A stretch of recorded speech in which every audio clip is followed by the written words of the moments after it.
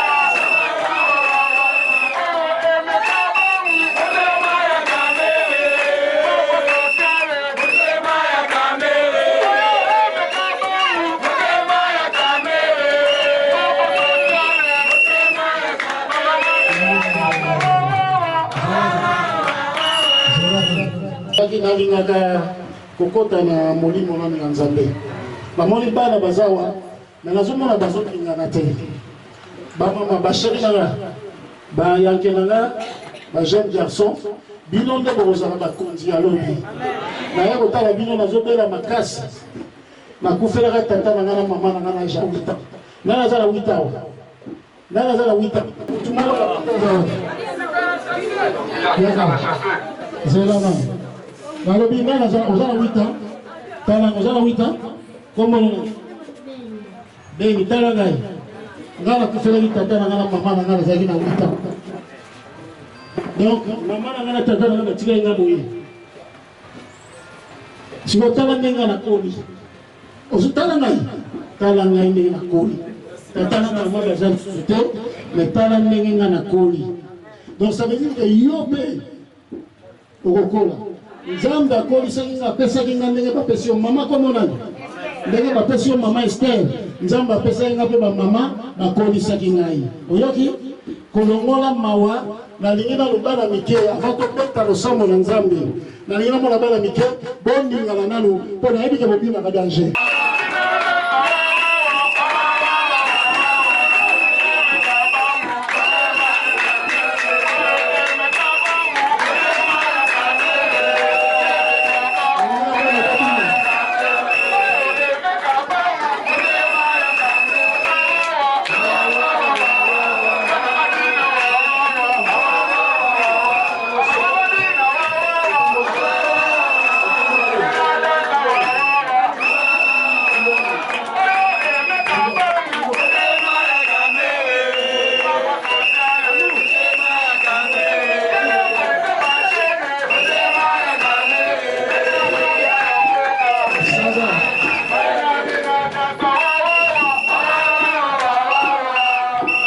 Bomoni nga moko nazobina makasi naleki bino nalina benga mama tobeta losambo moke me nalingaki mingi lelo ezala mama te balakisa bino kosambela te nalingi lelo oyo molimo ya Nzambe eza kati na bana oyo motelemi awa mpo nga mpe nazalaki mwana oyo Nzambe akolisi donc ndenge nayepa na bino ese molimo oyo ebokolaka mpe ekolisaka bana ya Nzambe. D'accord. Qui va nous donner ton danse? Marcher comme tu as marché. Je vais aimer comme tu as aimé.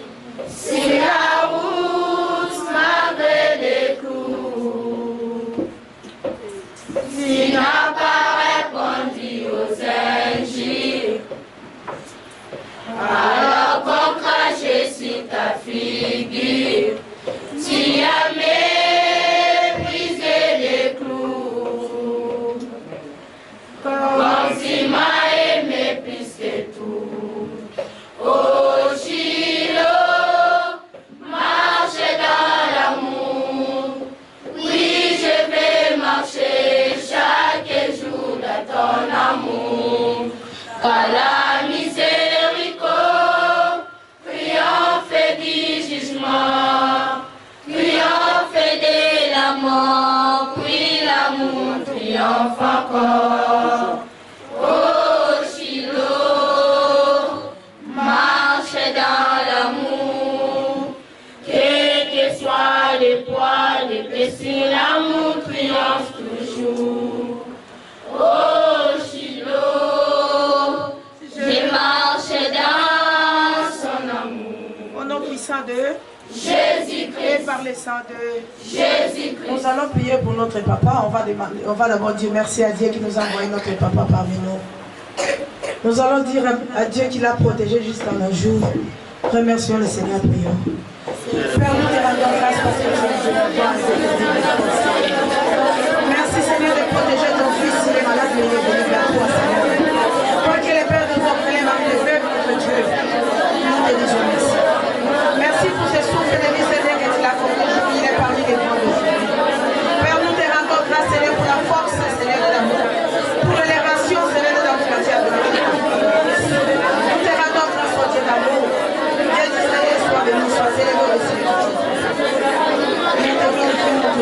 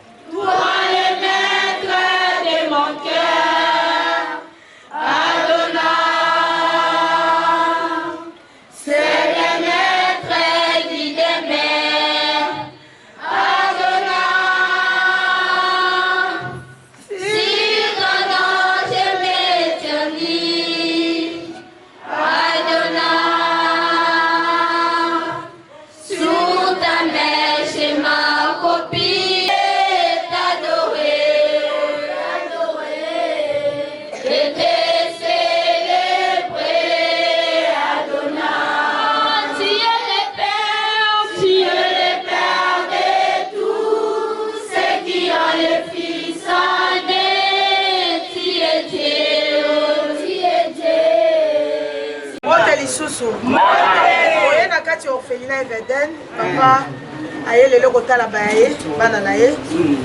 Bon mon mécène, bon mon mécène de Yambaka, papa na biso, na lusam, toujours prier na nous. Papa, de les protéger, de les guérir notre Dieu, guéris ton fils totalement au Père. Toi qui es le docteur par excellence, notre Dieu, nous le recommandons à tes saints. Laisse que ton sang, Seigneur, puisse les sanctifier, les purifier comme Père, Pambolaye.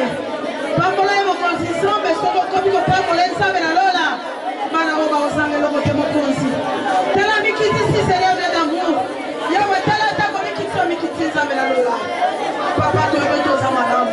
Tu veux tout comme un des secondes, ça, mais Seigneur, la table de la descente, et t'as dit, et ça laisse si on a mis ça, ma salle. Yahweh, tu es de ma miracle, nous sommes là, Yahweh, ton collègue.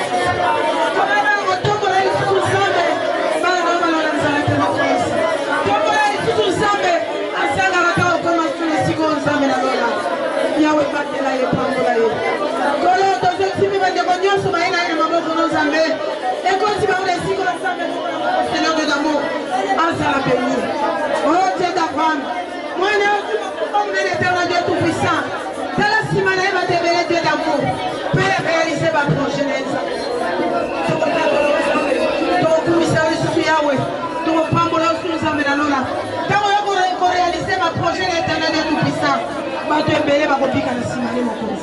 Yango to sengi grâce dans le corps de Moïse. Yango to sengi guérison totale au nom puissant de Jésus-Christ et par le sang de Jésus-Christ. Nous allons dédier cette prière à notre papa aimé. Nous allons prier pour notre destinée. Prions.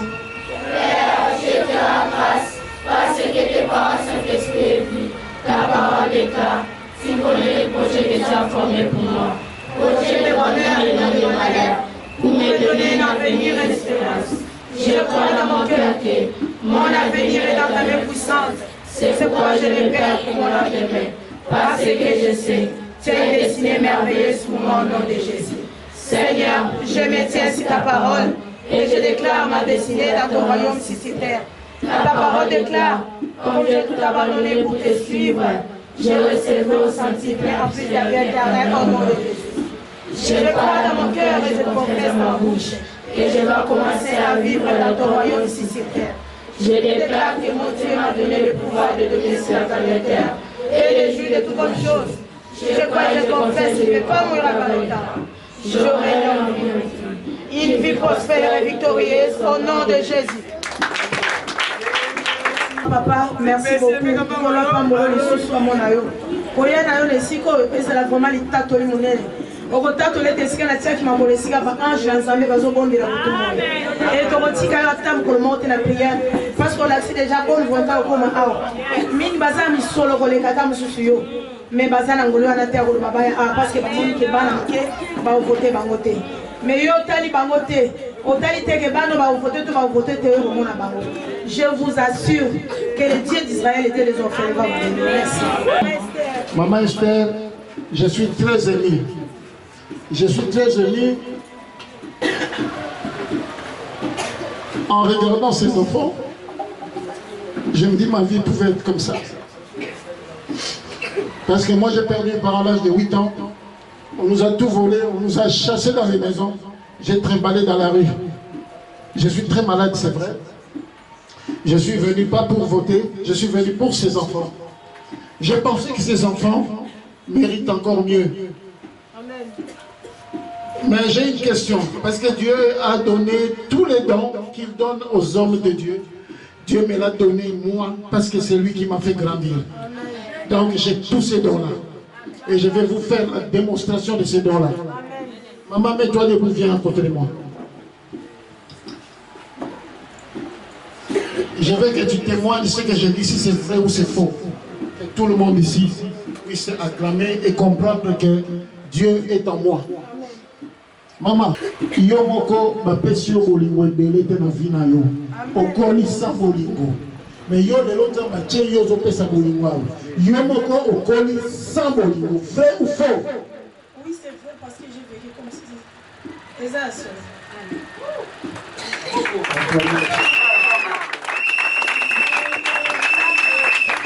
C'est pour ça, maman, si je fais ce que je suis en train de faire maintenant, c'est parce que ça a toujours été souci dans la vie. Mais là, sur la folie, il faut que je fasse quelque chose pour les enfants de Dieu. Donc, je ne viens pas pour ma voix. Maman, on a dit que je soki na ye na politique na ye un peu na libérer ba congolais pour nous autres la bande bolanga bazonyo kwa makasi nde na telemi comment même ce toya na politique à biso so banga la poison mais cette fois-ci na lobi na kobanga te na moni bande bolanga souffrance qui a trop soki ba boma mais na za na se ya Nzambe yango na fait ce passage ya liyo ya Nzambe ekoli sanga Bible lobi na biso na livre ya Psaume 23 4 6. Même lorsque je traverse la vallée où règne les ténèbres de la mort, je ne crains aucun mal. Donc ça veut vouloir dire ata ozole kamikakatano, ata lelo zangi, ata ozanga ba facture le kionzelo, kobanga elo komoko te. David Boutalobi Amalobi parce que alors dit pona yebi kenzambe azamanga. Maman, mutakomi singa ndimo mona koli ko nzambe. Nabanga ka mutamukili te. Nzamba atondi singa na mayele, atondi singa na kwanya, apesina motema ya kokaba, atanga sana wote. Olobi ke mwana ya munene wa mama. Olobi ke même os batu ya mbongo bazako lekanga. Mama olobi ke mbosolo nazala mbongo te. Nazala nyongwa bana na ya Minerval. Mais Nathalie dans le le 24 et le 25, bana oya mike il faut balia. Ata ya moke oya ngai na contribuer.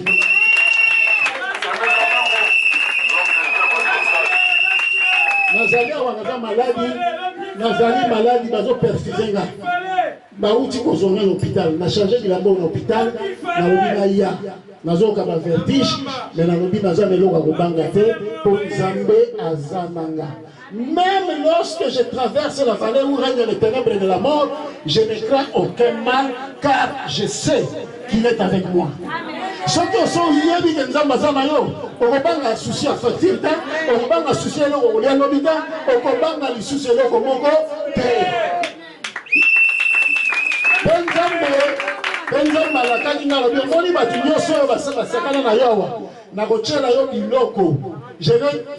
Alléluia.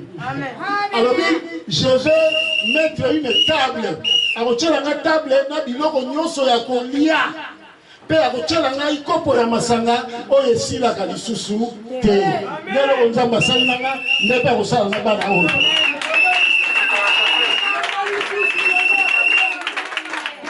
mama oyamba batu bazala biloko ebele oyamba batu bazala mituka ebele mais peut-être moto azala paso biloko ayibaka mbongo peut-être aza moyibi mais oyo ngana ye nango ya pasi oyo eza motoki oyo nzambe apesi nga donc c'est 1500 fois plus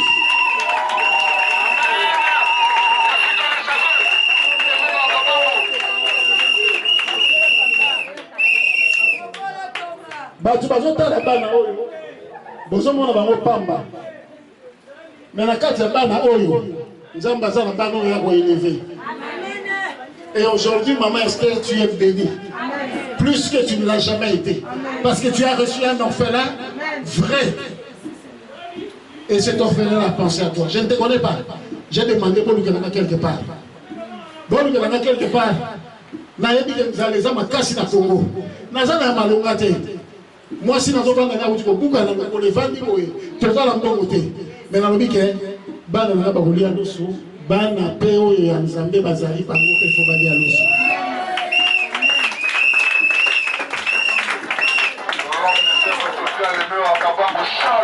Maman, nazali motoyo, nazali epa ya Vital Kamerhe. Mais tout na maman na koti na ngonga nini? Na koti na ngonga oyo bakangi Vital Kamerhe, oyo bato ya pesa mbongo abalia mbongo na ye, basundola ki ye. Ngande la koti, pe partout nous avons qu'un ménage, nous avons que Vital Kamerhe a copiment. Parce que j'ai un Dieu puissant. Na ngaba, na MC bango Vital Kamerhe a copiment. Na keina kisenso, na MC bango Vital Kamerhe a copiment. Na keina limete, na MC bango. Nazomi na lemba na yebisi bango. Balo bavandaka na ngai mikolo nyonso na yebisa bango Vital Kamerhe akobima. Peut-être la même papa Vital Kamerhe akobima.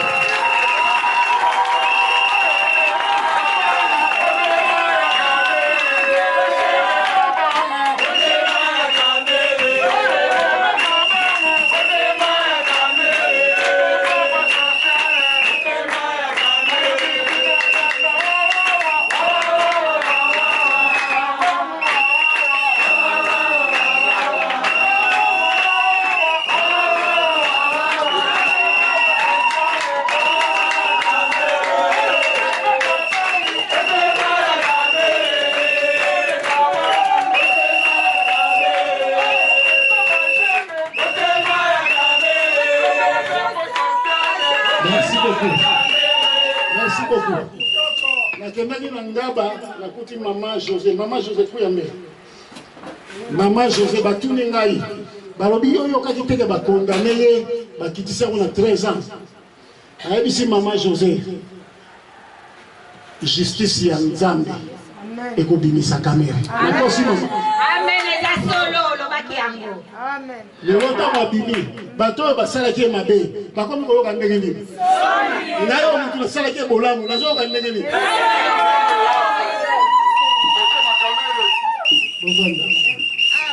Les enfants, je vous aime beaucoup. Les enfants, je vous aime beaucoup. Ne soyez pas tristes parce que tu n'as pas ton père.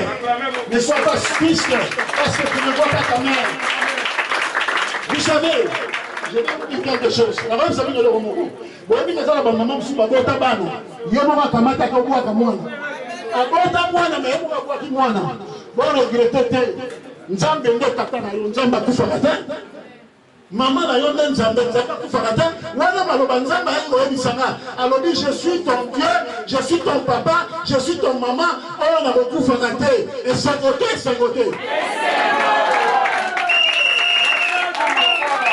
C'est quoi on a succès le logo. Na nina succès le logo. Tant que je tala na bina na telemi awa. Est-ce que o yeba na ko faire?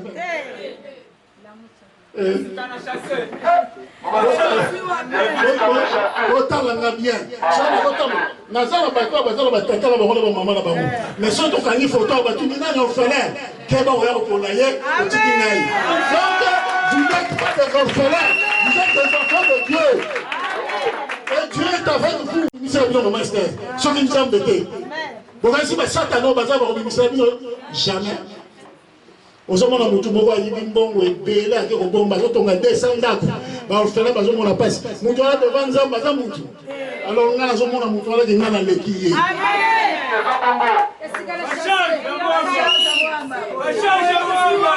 Papa Vital Kamerhe oyo Papa Vital Kamerhe oyo Mwenga achanga mokonzi ya Moamba soki acheli nga wate na ngana yeba bino te mais alobi ke docteur eme yonde okokipe Moamba donc lokola ngam na okipe Moamba il faut na kipe Moamba na ba mama ya Moamba na ba terrasse ya Moamba na bana ya Moamba na ba ngona na nyonso ya Moamba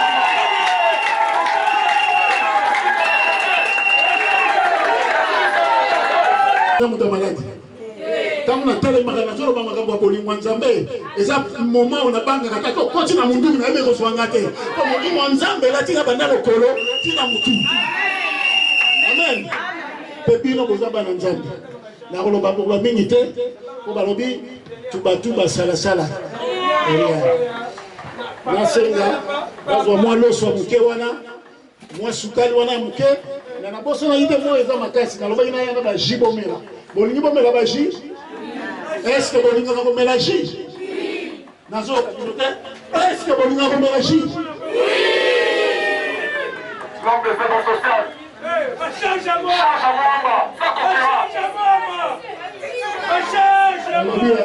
Dieu vous a terre. Ah oui, ça n'a pas belle femme, n'a pas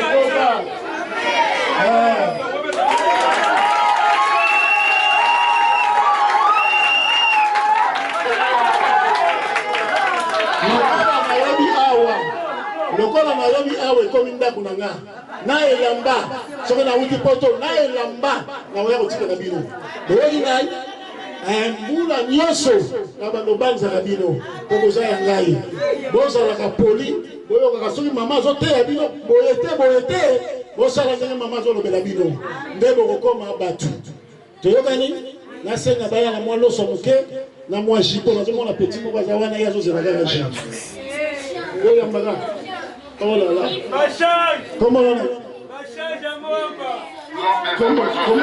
Bashaja Mwamba.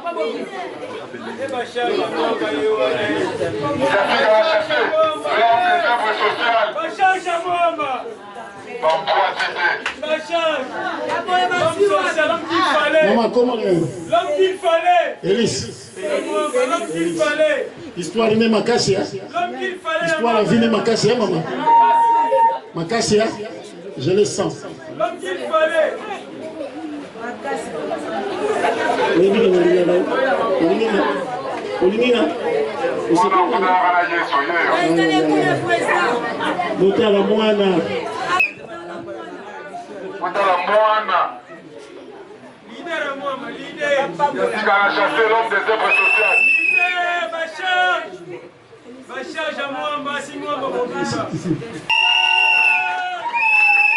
Maman Esther, moi non, j'ai la cosa na mingi.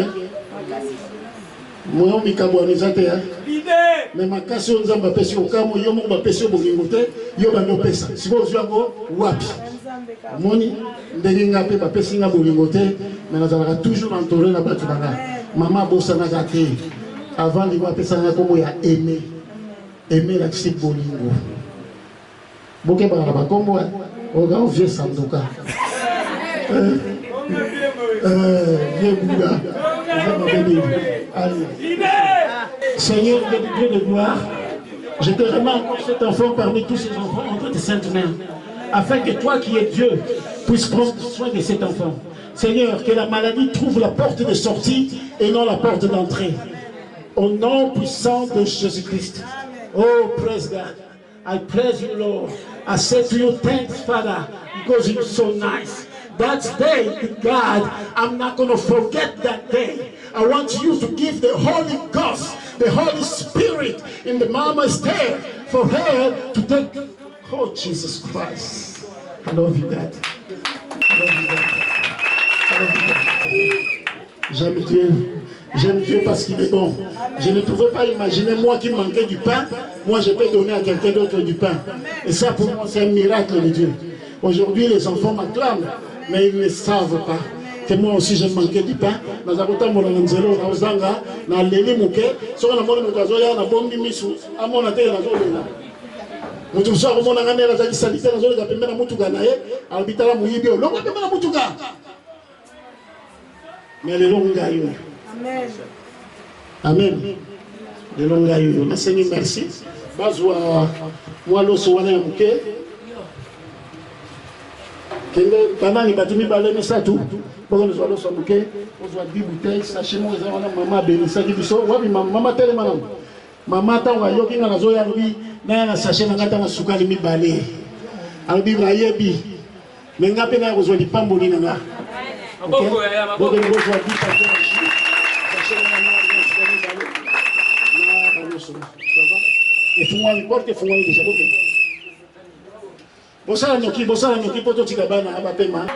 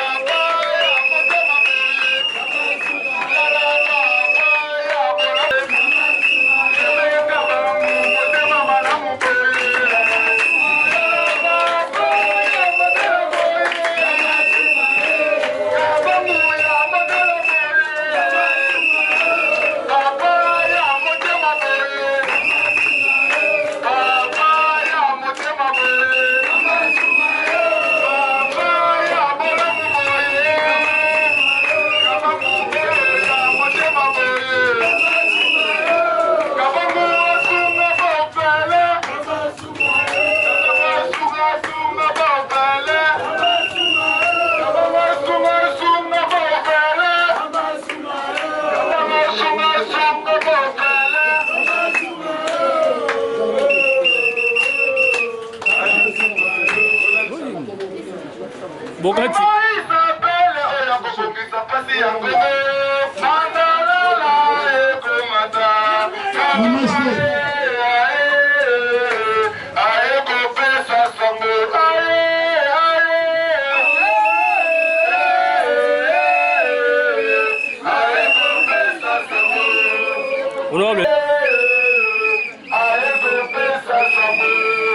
Maman, nazoye biso na komba Yesu, pour la komba nzambe bakosala te.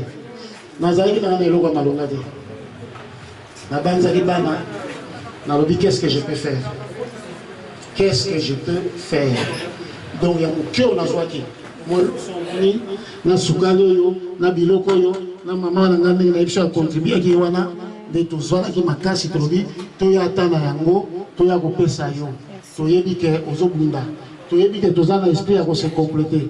Nous sommes à Roya, à Bagissa Tamafuta, à Roya, à Bagissa Tamoua, Bana Basalini, Balé, vivre, pour soulager yo. Pour mon combo yo, Zui à mon néno yo, Bissot tous la responsabilité à soulager yo. Pour les ambons à gouvernementaire, les ambons à Goyibate, les ambons à Salabissika Moroté. Nazaka Randé au Moni Orphelin, mais Nzambe a Pessangambo, ma Pessangama, Mayele à Rosuambongo. Nasala ka mwa bilanga aboko la monda mabangulu nanga donc nasala ka mutambo te mais nazangi eloko moko te amen ya mukeo na lingi na pesa yo na elito ya mbia ndenge napesi merci mingi merci koleka kutu papa omoni ke biloko euti na mboka mwana nzambe eza na sukali makasi pese multiplier kamini ke ozwa conteneur ya biloko pe bitelichona mingi bazosila kako na bozwi wana Antoine atondi nzambe papa merci mingi nalilo sana liloba moko ya suka ndenge banguna basepela ki papa Vital akufa na boloko nzamba binisi olobi ni pour papa Vital en fait pour la papa Vital biso pende to sambela ki mingi Amen parce que toyebi mwasi malamu toyebi vraiment mama wana na botema na yasa ya mbanga ipana aza vraiment malamu mingi tobondelaki mpona bangonya na banza siko batikaka monopelele parce que bango baza bato moko ifo basimba batushe bongo papa Vital aza ya nzambe esengelaki kaka bima betela papa Vital maboko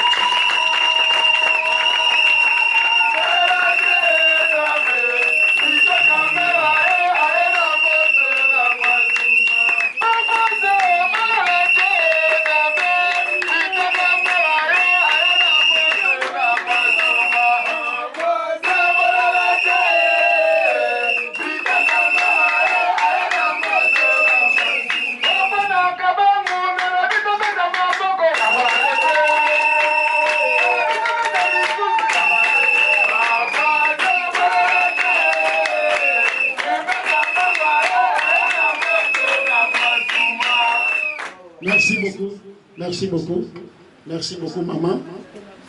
Merci beaucoup. Tozana yo totika na ya motema. Tozaka kana liloba moko tolengaki na pesa cordon na biso, na pesa mutu moko za liloba moko muke ya makambo yote. Tozotonda kaka ndenge nzamba bisi papa Vital Kamere parce que ndenge na bino sans Vital Kamere ndenge na komia wate. Gaza qui soutient na poto mais ba décider ba lobi yo faut kamba moamba pour moamba zelo ko munene makasi il fallait muto ako kamba yango mama yo tsiko tala ro fele yo ngani ba poninga na kamba moamba bo est-ce que c'est sengote mama nzamba zana ndinga salaka République démocratique du Congo, Union pour la nation congolaise, INC, mobilisation et propagande nationale, district de Moamba, mode de circonstance.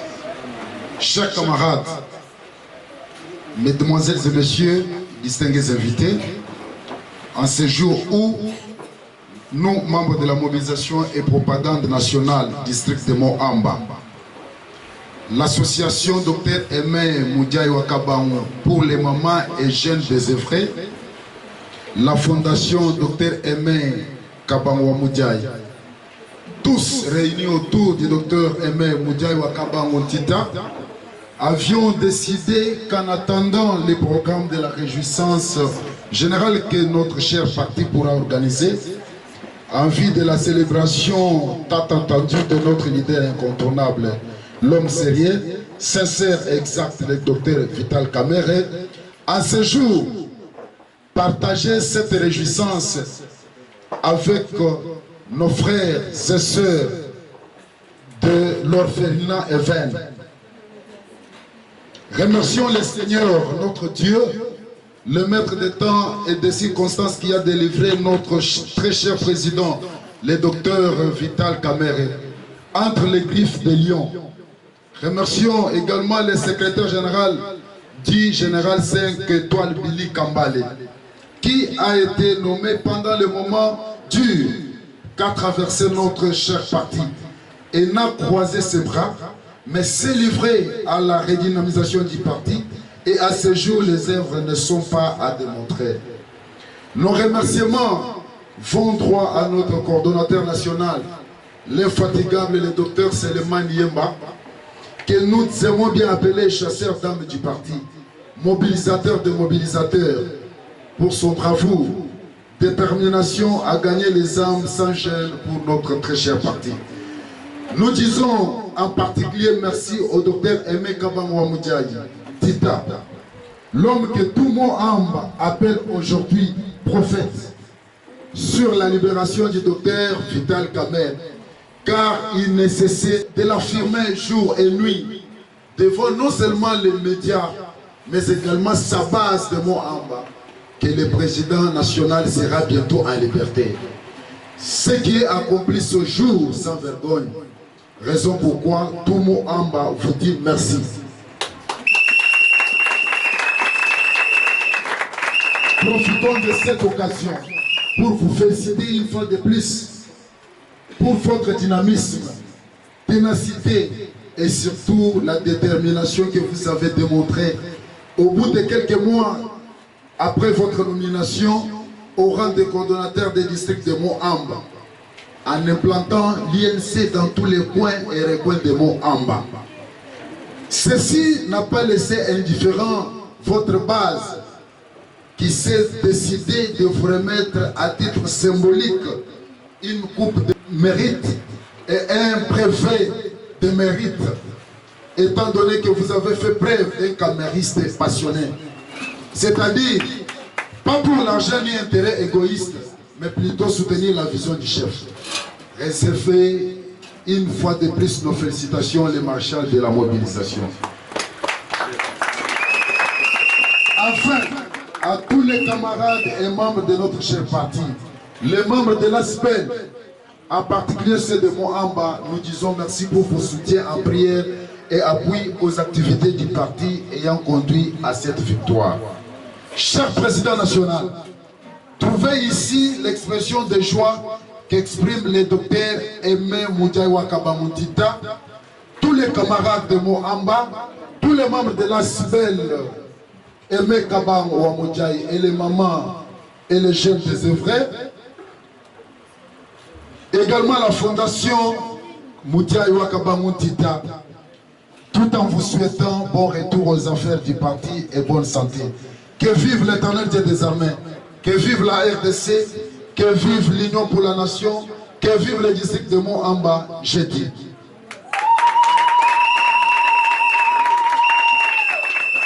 Nous allons devoir passer à l'avant-dernière étape. Il y a des étapes. Nous procédons d'abord avec la première, où tous les membres de l'association des mamans et jeunes désœuvrés de Moamba se sont décidés de remettre un diplôme de mérite au docteur Aimé Moudjaï Wakabamoutita. C'est ainsi que nous appelons le coordonnateur national de l'ASPEL pour remettre le diplôme de mérite au docteur Aimé Kabamoutita. Nous vous accueillons, monsieur le coordonnateur.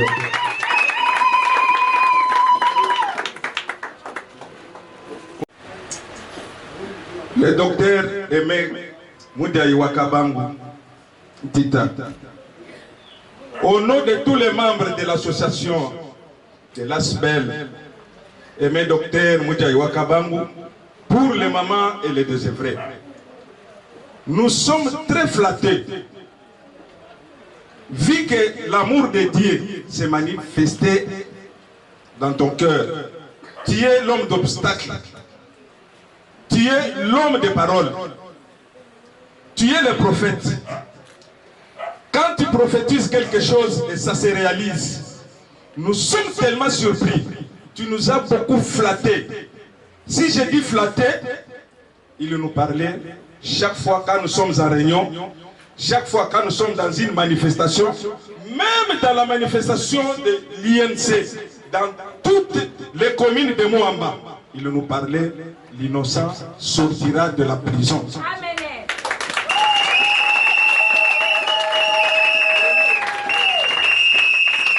Et les jours où le président national de l'INC, Vital Kamerhe, est sorti, le président, ça je témoigne, il m'a appelé chez moi à la maison, j'étais assis. Il m'a dit, mais c'est l'innocent est sorti, c'était vers 19h. J'ai commencé à rigoler.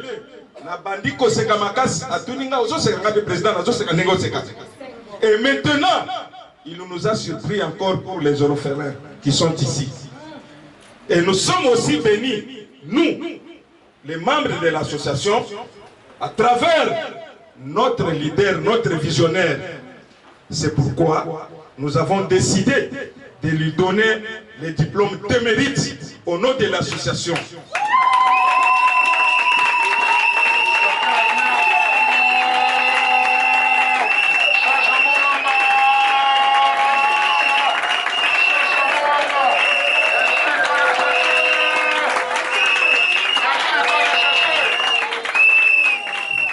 Sans plus tarder, pour ne pas gagner beaucoup de temps, j'invite encore au nom de Maman, mes respects président, ba Maman, ba vanda ki lisusu bakanisi, po ba pesa yo, elembo o symbole wana, Maman kati yakananga.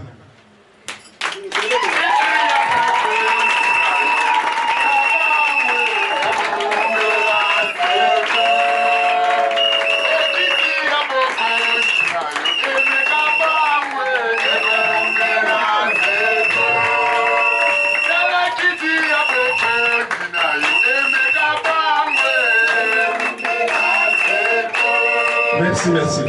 Bomoni et Lembo Oyo, président Tombola. Ils ont déjà bisoté. Et Lembo Oyo, ils ont la kissa, Mayele, sagesse, vision. Libanga, ya David. Na Mayele Oyo, sagesse, ça na Katiawa. Ezali maloba Oya loba kanabiso mikolo nyonso. Ozomona kombo oyo soki omoni mukolo afandi na kombo abenganaka bangungi na biloko oyo ezali kobengana banguna oyo bazali komundisa ye. C'est pourquoi afandi kimia alobi oyo ezalaki ya koloba na sina alobi bato basi bamoni ya président national Vital Kamerhe akomi libéré. Etikali lisusu mikolo ekoya akobanda koyebisa biso makambo ekoya lisusu na kati lokola azali libanga lokola azali coordonnateur ya mobilisation propagande nationale ya Moamba azali likunzi ya Moamba akobanda kobimisa lisusu me kombo ekobanda kobengana banguna bakoya contre ye. C'est pourquoi biso association tozali nsima na ye tokotika te tokotika pe bato ya INC te nsima na ye biso nyonso elongo tobetela ye nanu maboko. Je vous remercie.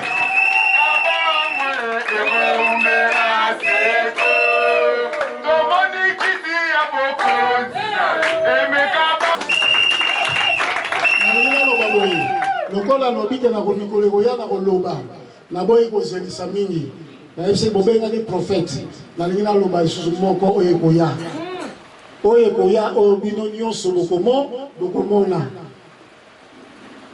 INC viva, INC viva, INC, INC, INC.